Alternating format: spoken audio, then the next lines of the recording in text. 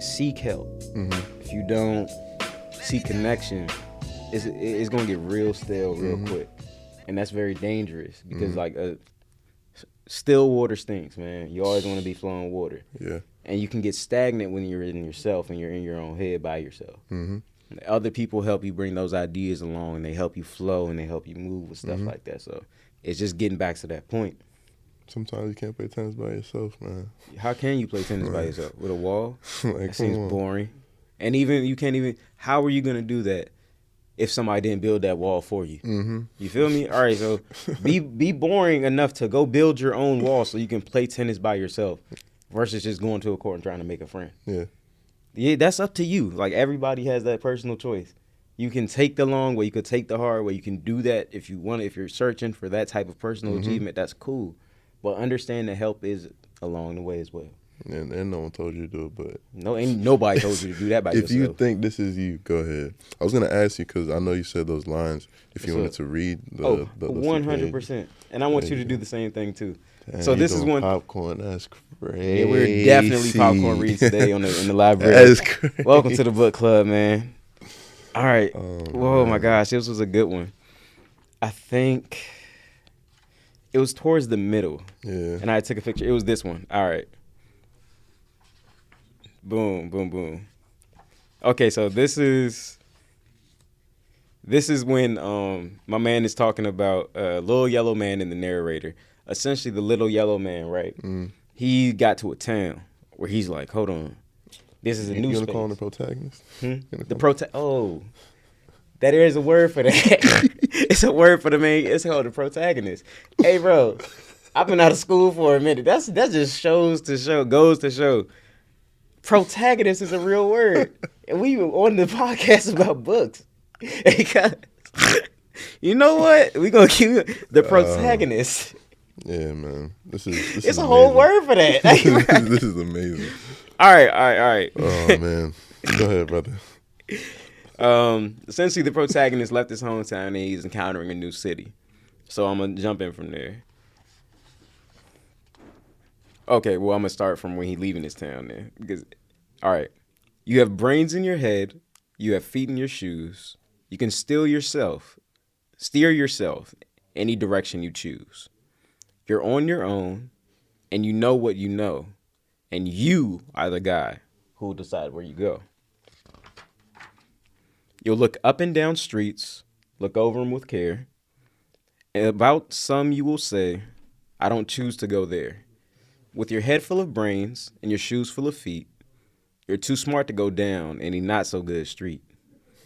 And you may not find any you'll want to go down. In that case, of course, you'll head straight out of town. It's opener there, in the wide open air. Out there, things can happen, and frequently do, to people as brainy and as footsy as you. And when things start to happen, don't worry, don't stew. Just go right along. You'll start happening too. Oh, the places you'll go.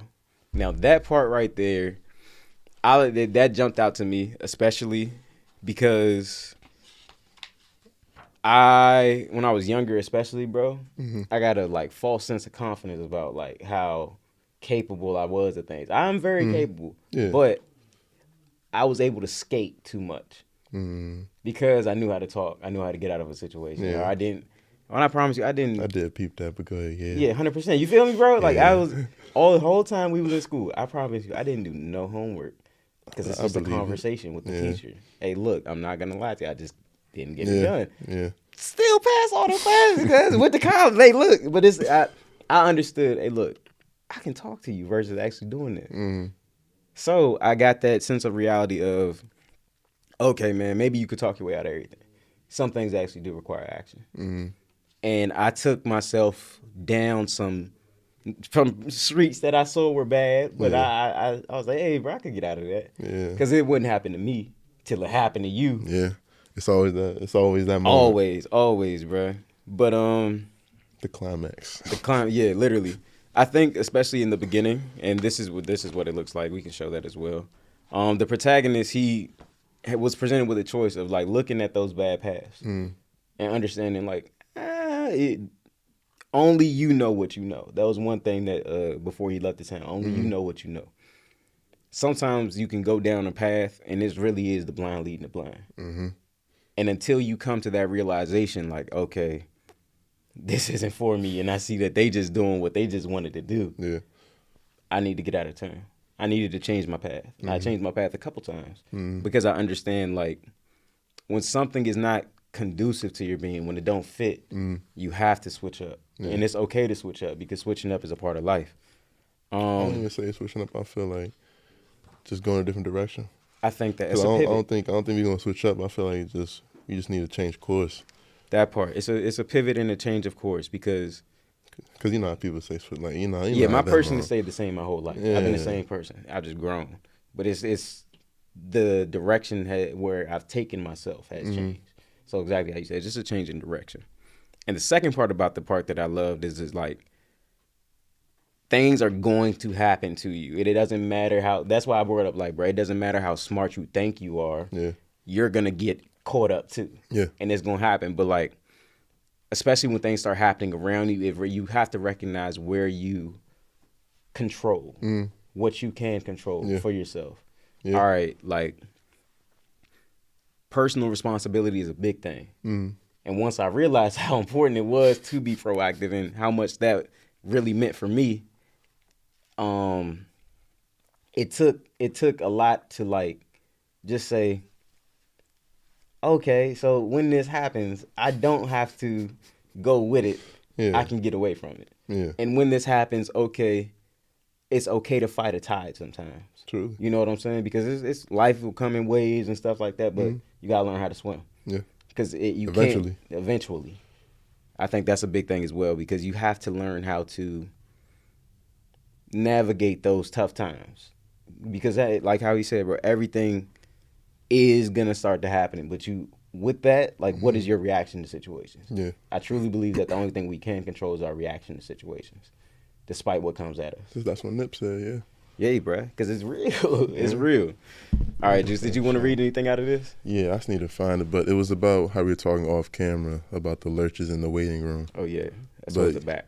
All right, but you can go ahead and explain it a little while I find just what it means to you, at least. The lurches in the waiting room. Well, the lurch, let's start off with that. The protagonist himself, it's a point where he literally says you'll go with a gang. Like, you're with your friends, everybody's going in their own path or in a direction that seems the same. You know what I'm saying? But literally in the very next page, the protagonist, he gets caught on a lurch. A lurch is like a branch or just something that, while they were flying, him and his friends were all flying, but he got caught on a branch and he had to stop. A lurch, he essentially explains, is like a slump. It's something that everybody goes through. Despite how high you think you may be flying, you will get caught up, and something will happen. Things happen along the way. That's just natural. That's life.